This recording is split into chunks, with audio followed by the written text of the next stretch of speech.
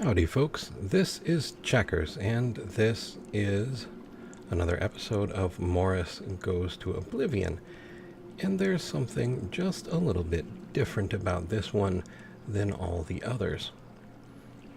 I realized after I recorded it that either the mic was muted, or it was muted in the software, or it just didn't record my voice. So we have video without any voiceover. So I'm going to do it after the fact, which is not something I've ever really done before that I can recall. And we'll see how that goes. So we spent our time camping out here, and I will turn it over at least to Morris and Bob. All right. Yes, I do seem to remember this. We were going through this door here and down these stairs into this rather completely concealed trap. But having gone around that, we forgot to select Bob in the spellbook. Yes, I recall now. And then we tried a bit of destruction magic, just to switch things up and to avoid admitting we'd made a mistake. But there we are, skeleton done. A little bit of extra practice in destruction magic. Yes, we should probably stand here in confusion. That might be funny.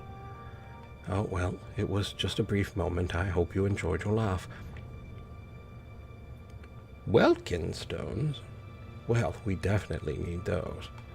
I mean, if nothing else, they're certainly worth a fair deal of coin, but you can also use them to restore your mana, which is helpful when you can't aim your fireballs. Yes, there we go. Very well done, Morris. You should be proud. And another acquaintance for Bob to play with. Bob is ever such a playful fellow. Sometimes he even lets me play. And once in a blue moon, I do get to do something quite exciting. And we'll grab our Welkin stones up off the floor, where they're not really doing anyone any good. And oh yes, another skeleton. And look at that, a point in conjuration. Bob. And our sneak skill. Quite a productive encounter. Nothing really interesting in a skeleton's pockets. Of course, there never really is. Just once, I would like to see a skeleton with something absolutely fascinating in his pockets. Oh, look, another Welkin stone. Like a Welkin stone, or 50 coins. I want to imagine that, having his coins all balanced on his rib cage, each on a different tier of ribs. My, how he jangled as he walked. I do digress. What are we doing now? We're looking at the ceiling as if there'd be something interesting there. Oh, look, a chest. Well, very easily opened. And 23 gold, and a lockpick. And eventually I will figure out how to collect it all. I think I'm pondering putting fire in this brazier. Yes, I was.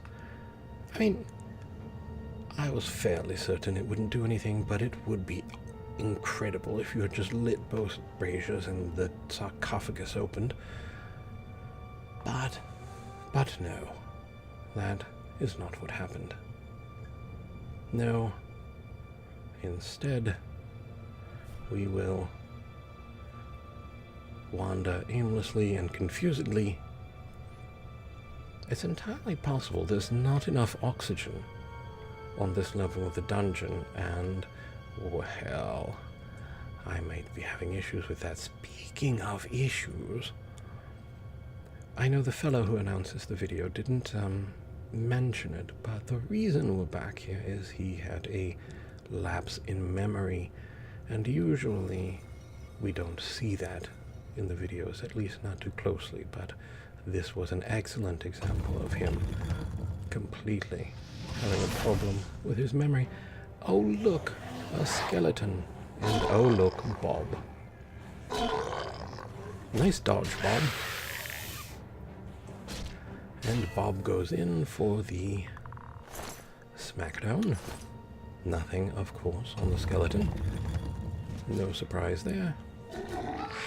Bob playing patty cake with another skeleton before dashing his skull off against the wall. Well done, Bob.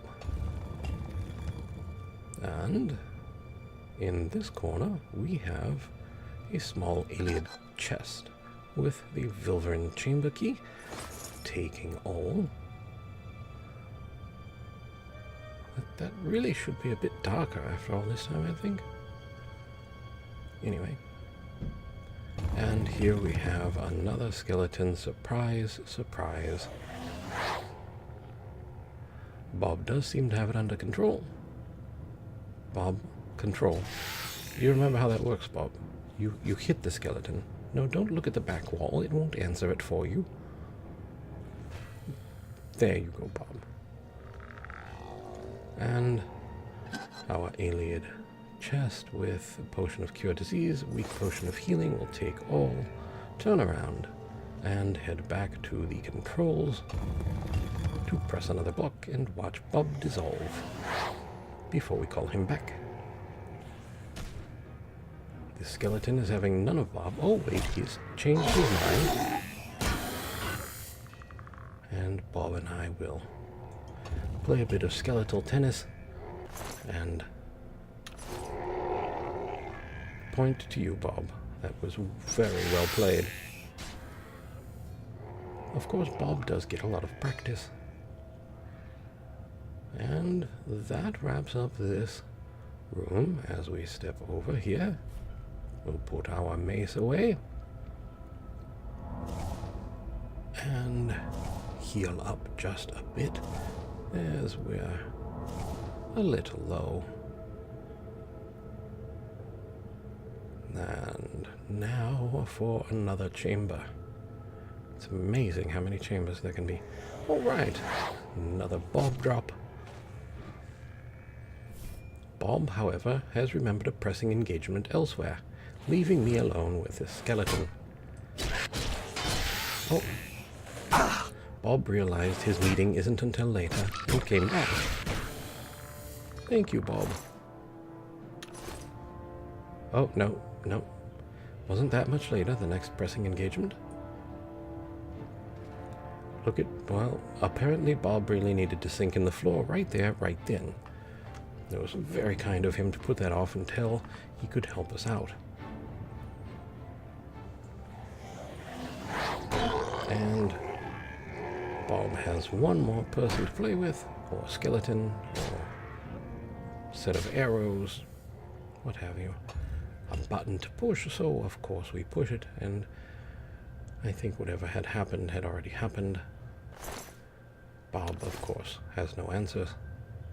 So we'll go this way, because why wouldn't we?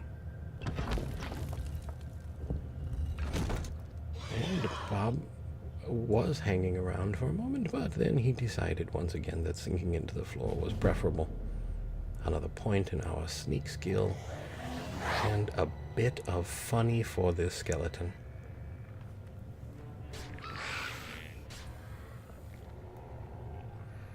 Skeleton 0, Bob 1.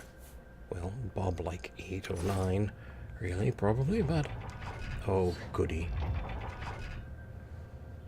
It's the elf slicer.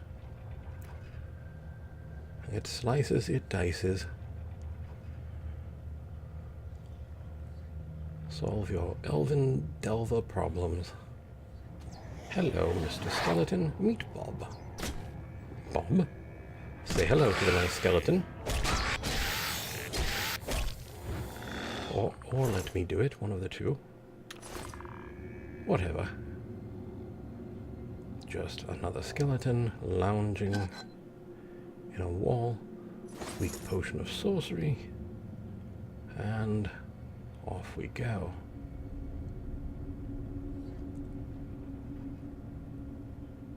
Now, up some stairs Oh yes, this is where we found that necromancer our first time through. Poor bit of magic on his part, but we can always bring up Bob to show them how it's done. And it's Bob with the backhand and the slap to the face for the win. And we check some books, pick up a coin or two, check the Reliquary for a brass ring, absorb minimal magic, a petty soul gem, and 73 gold. Mortar and pestle, which we already have. And a sacred lotus we cannot resist. A necromancer's sack. I don't even want to know how that got there. And, of course, nothing else really, but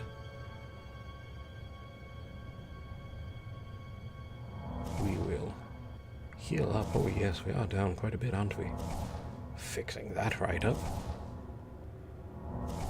And a few more casts, and another day and a half to recover. Sipping drinks on the coast somewhere.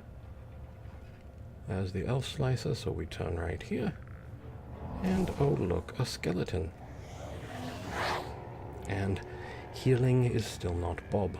Bob, however, is Bob, and a great aeromagnet. Well, Bob, I think I might have found you a couple of apartments. I think the rent is probably quite low in this district. Potion of cure poison and a potion of dispel. Weak potion, I believe. And off we go.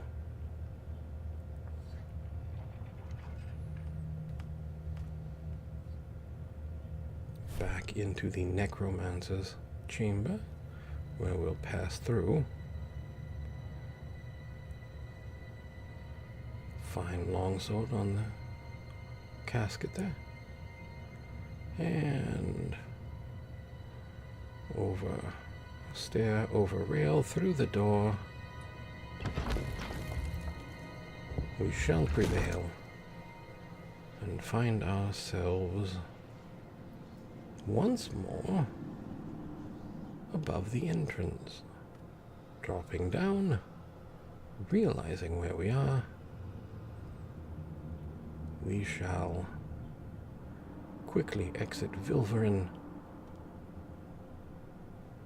and check the corners, you know, in case there was a skeleton hiding, waiting to ambush us with silly string or something. Alright. Now, we will just wander in this general direction. I think that is our best option at this moment. But, what's this? This music.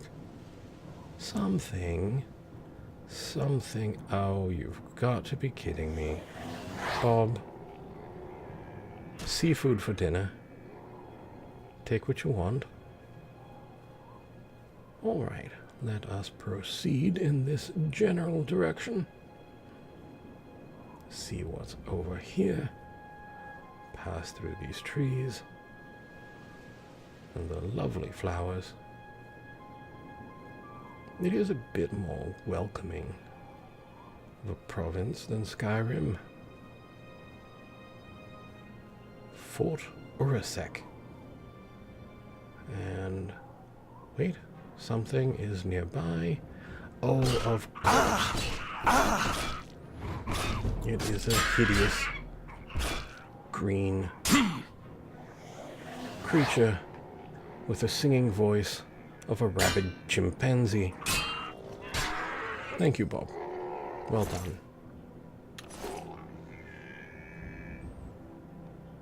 No, I don't know where it came from, Bob. I suppose it could have come from inside. No, it didn't spring out of a hole in the ground, and I cannot find its weapon. It did look interesting, though. But perhaps it was conjured. Perhaps I just can't find it. Although looks like I may have moused over it a bit. That being an adventuring term for, searching through the grass. Yes, I moused through the grass to find the thing. Yes, oh, now, don't pay any attention to the body or the blood. I'm sure it's entirely safe. Just go open the... Oh, seriously, elf. Like you've never seen a trap before. Alright, well, nothing. Well, there's the cuirass, but too heavy to carry. So, what do we have here? A steel dagger. 18 gold and a lockpick. Not too shabby. Now, what's through this door? Oh, joy of joys. More goblins.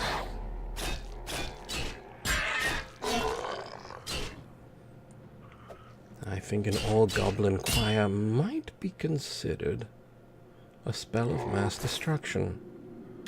Might seriously be able to bring an empire to its knees with a goblin choir.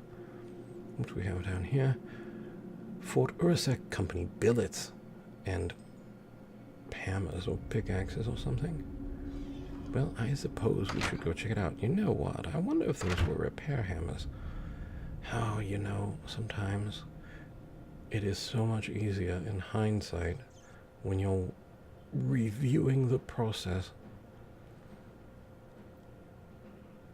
Okay, so there's a goblin down there that Bob probably can't see. And we've added a bit of light to help him out there. And to help with our recording, you don't want to use our silver arrows on goblins. Got a sneak attack in with our bow. And enough time for Bob to come in from behind and seal the deal. Shot at the wall to catch our arrow back, since we can't cancel our shot. Well, we could if we chose another weapon, but I like the challenge of trying to catch the arrow. Speed is being drained.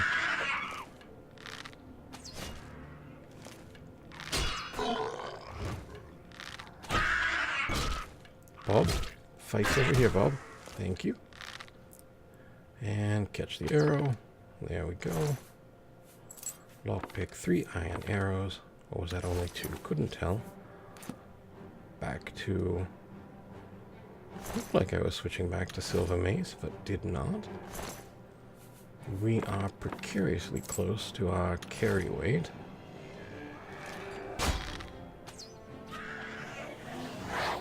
Need Bob to soak up some arrows. But instead he chooses an interpretive dance of the moment, the way the melodic goblin voices truly make him feel. And then he runs down the catwalk to thank the rather talented goblin for his musical efforts before proceeding back to his interpretive dance. Bob is very much into interpretive dance. And as is a tradition amongst elves, I kick something off the catwalk to prove that only Bob's interpretive dance should be in that place at this time. Now we'll go down the stairs, round the corner, and still not really that much exciting, but there is a rat, of all things. And, well, there was a rat. Now, there's just a stain on the floor and a body of a rat. Yes. A sack. Who doesn't need a sack? And here's a chest with 19 gold. And, oh, a goblin chef. Well, it's always important to have your nutritional requirements met when you're a goblin. And, well, who better than the goblin chef? Often mistaken for a goblin chief. But the goblin chef is a bit different. Yes. Well, at least, he thought it was the chef position he was signing up for, as you can see. Probably why he wasn't a very good chief. But goblins not notorious for their discerning qualities. And yes, this is the way out, past the rat with the arrow sticking out of his hindquarters. Up the stairs we go. And put that away. Yes, that would be an outstanding thing to do at this point. And yes, that is an iron bow. I suppose we could take it if we had to, but we'll leave it and compulsively check the goblins, just in case they spontaneously developed treasure of immense value. And very carefully not step on the trap as we leave Fort Urasek. Yes, well, wasn't that exciting? On our way to level just a bit, and that is something I think we will probably see, at least in some way, shape, or form, in our next adventure. How exciting. So I was curious to see if the draining of our speed was a curse or something we would need to deal with over a longer period of time, but it does not look like that is the case.